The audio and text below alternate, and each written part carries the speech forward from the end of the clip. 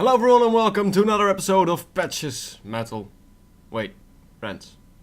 Patches Rants. This one is going to be on religion in metal. Yeah, I'm going there. Now, since the beginning of time, religion has been something arguable.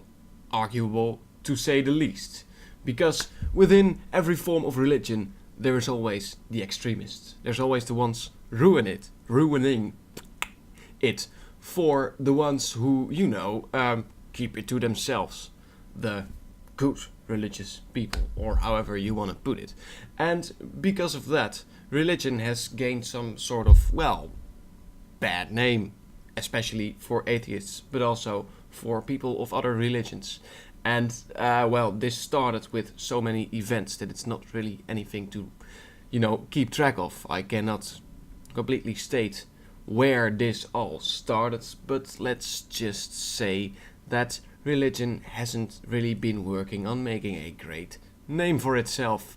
And of course this also goes for metal, because in metal you have this kind of war-loving, aggressive sort of passionate metal, which from pretty much the beginning of metal was all about being quite sinful. So from the start of metal it was pretty obvious that Christianity and most other religions actually would not really take a liking to metal. And I guess in a way right they were, because what they were doing was the exact opposite of everything the church would allow, or the church wanted people to do. And you cannot really blame them for disliking it. I mean, they already disliked the Beatles.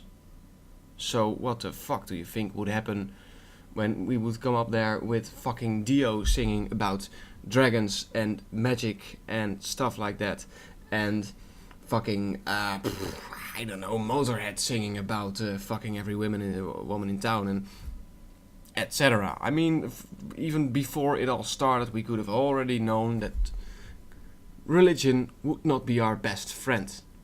And we should come to terms with that, and we should accept it. But it didn't stop there, because over time things become more accepted, in this case for the religious people. And eventually they started to accept, the fact of metal and started making their own take on it. Yes, Christian metal. And some people will be like, oh, Christian metal. Well, Christian metal can be quite good. Let's take a look at a few Christians in the world of metal. Now, who the fuck is this guy? Oh, wait a fucking minute. That's Dave Mustaine from Megadeth. Yeah, it is. And this guy looks like a hobo. Oh, wait a minute. That's Tom Araya from Slayer. Yes. This guy is obviously a Christian. I mean, look, he's even... Whoa, wait a minute. Is that Alice Cooper? Yeah, it's Alice Cooper. And this guy looks like a total faggot. I mean, he looks like he's just gonna dress up as a drag queen and so on. Whoa, wait. That's Dee Snider. Yep, that's the fucking Snider. Now here's a face I don't recognize, so that has to be a drummer. And it's the drummer from Iron Maiden, Nico McBrain. Now that wasn't all of them by far, and most of these are what they call reborn Christians, which means that they were raised as a Christian, then at one point in their life started to rebel and push away the Christianity, and then at some other point in their life they embrace Christianity back again. And in my opinion, that's no problem. Not in any way. I don't see how them being Christians would in any way affect the music they make. Yeah, maybe the next time you hear Tom Araya shouting, "God hates us all," you'll be like, are you really saying that? Or are you joking? And, that may take away a little bit of the fun, but in general, It's not gonna affect the music of Alice Cooper. It's not gonna affect anything from Twisted Sister. It's not gonna, you get the picture. However, these were not examples of Christian metal. It were examples of Christians in metal. And Christian metal, also called white metal, you get it, black metal, white metal, is, well, just let's check it out.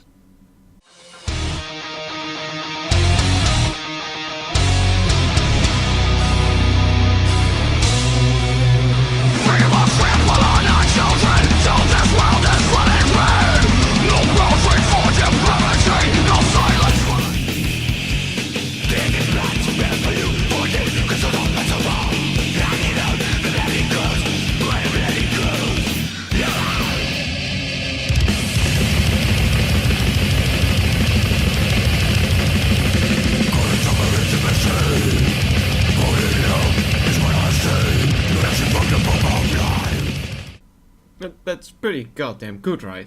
I mean, this just fucking shows Christians can make metal too. And the same goes for Jewish metal. The same goes for Muslim metal. The same goes for... Well, there is some Buddhist metal, but it's not very interesting. But even so, everyone has started making it. And I think it would be nice if most people, especially the metalheads themselves, the atheist metalheads, should start accepting the fact that there are Christian metalheads, there are Jewish metalheads, there are Muslim metalheads, and I think we should fucking embrace that. We should be happy about it, because for years already we've been quite hated by them. And of course you could make the reaction of being like, well, fuck you then, Christianity, and completely rule them out of metal altogether, but it's not really gonna solve anything. It's just gonna make things worse, or at least it's gonna keep it bad. It's not gonna make our bonds with religion any better if we're just gonna shun them from the entire metal world. Now, the next thing on the religion list is gonna be black metal and satanic metal and pagan metal and Viking metal and folk metal. Pretty much just everything that can be categorized as anti-religious, or at least anti-Christian. And why am I calling Viking anti-Christian and pagan anti-Christian? Well, that has its reasons, and it's gonna come back later in this video, so calm your farm. Calm your farm. Now, one of the earliest forms of Satan involved in metal was just plainly Black Sabbath, talking about Satan. But it wasn't until Merciful Fate that Satan really became a thing involved in metal. Before that, it was more the kind of rebelness and, doing what we're not supposed to do. But with Merciful Fate came this sort of feeling of just doing it, just very, very clearly talking about Satan. And, well, this set off some sort of reaction. Now, while Merciful Fate was doing their thing with lyrical themes about Satan and worshipping Satan, etc., you had Venom over in the UK, working on an album called Black Metal. And this kind of, the combination of those two became the fundamentals of what black metal was going to become. It was the kind of musical passion behind Venom, the lyrical themes behind Merciful Fate, the really dark, gloomy atmosphere. Well, you had King Diamond with his corpse paint, which was the inspiration for all the corpse paint to come. And this kind of made the fundamentals for what was later going to be built upon it. Anyway, I'm drifting off a bit because this was not meant to be a history lesson on black metal, because that's gonna take me hours. Yes, this doesn't even begin to cover the beginning of black metal, because it's a whole other story.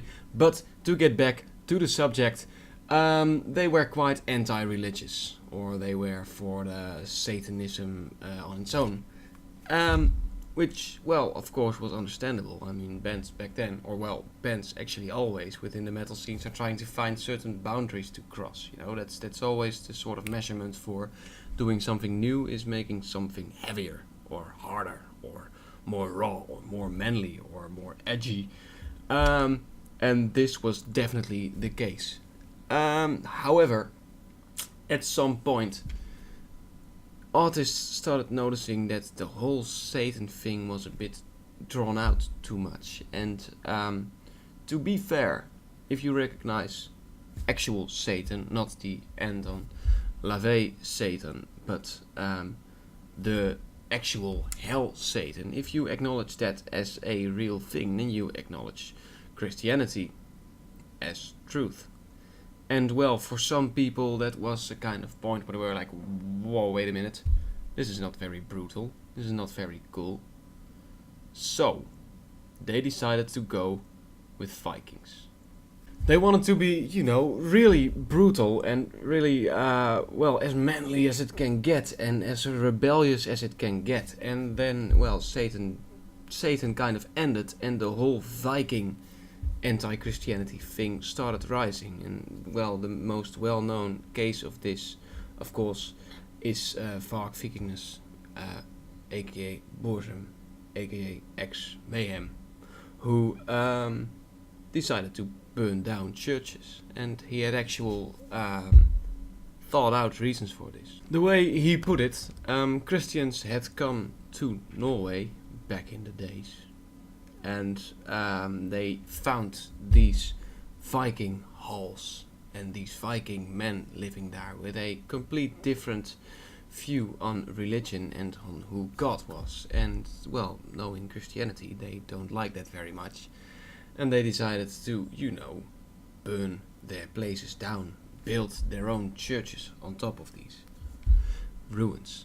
And as he put it himself, because I'm kind of copying his words right now, but I don't know the exact quote, but it's somewhere along the lines of, if Christianity didn't want their churches to be burned down, and if they claim that he is such a bad guy, then they have to remember the ruins on top of which they built their own churches. And this, you know, from a certain perspective, this is quite understandable. It's not good. I'm not agreeing with any of it, and I'm not gonna say like, great fucking job, man.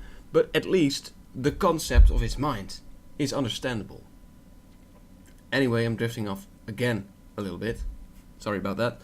But this was these kinds of thoughts were what drove certain black metal bands, folk metal bands, to start writing about the brutal Viking men from ancient Scandinavia, you know, the Odinism, or Wotanism, I think it's called.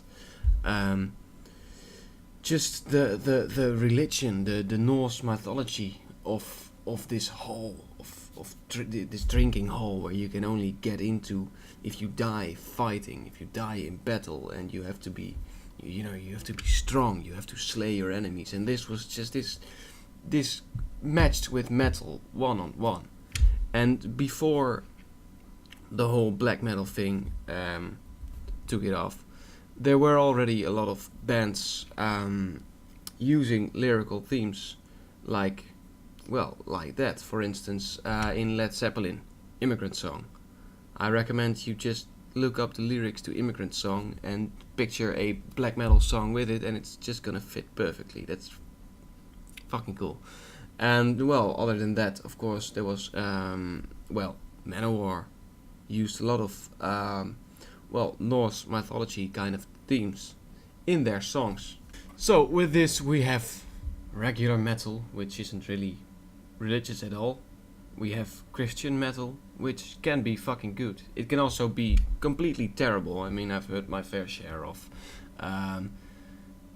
lyrics like "Jesus, you guide me and send me to heaven," and I don't know what kind of bullshitty stuff. Just shit you don't look for in metal. And of course, Christians can have all their fun with it, but it's not very commercial, or at least it's not very, it's not any kind of appealing to regular atheist metalheads.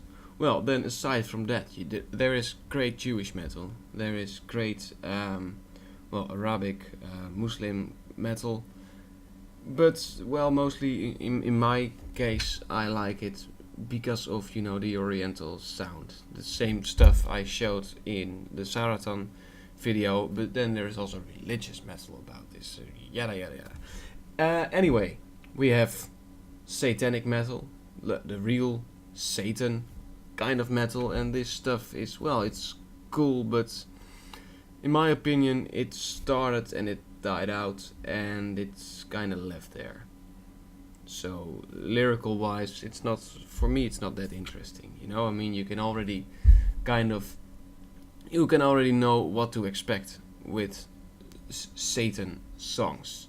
However, the last thing I talked about, the Norwegian kind of mythology and how do you call it? Yeah, the Odinism kind of religion lyrics, those are, in my opinion, when it comes to actual religion based songs, those are the ones I enjoy most, because it just perfectly fits in with the whole idea of metal, and it's just the perfect combination. Anywho, if you missed the point in this video, that's because there wasn't really a point at all. It doesn't really lead to any kind of conclusion. It was more, educational, I guess. It was just fun to make and to research.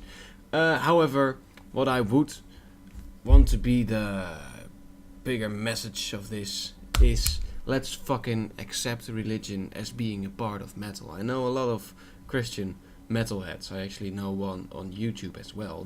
This guy. And they can be amazing. They can also be complete dicktwads, but atheists can be that as well. So let's just start accepting people for being people, and let's start accepting religion for being religion. And ending with this beautiful message, I am going to leave you, so I will see you all next time again.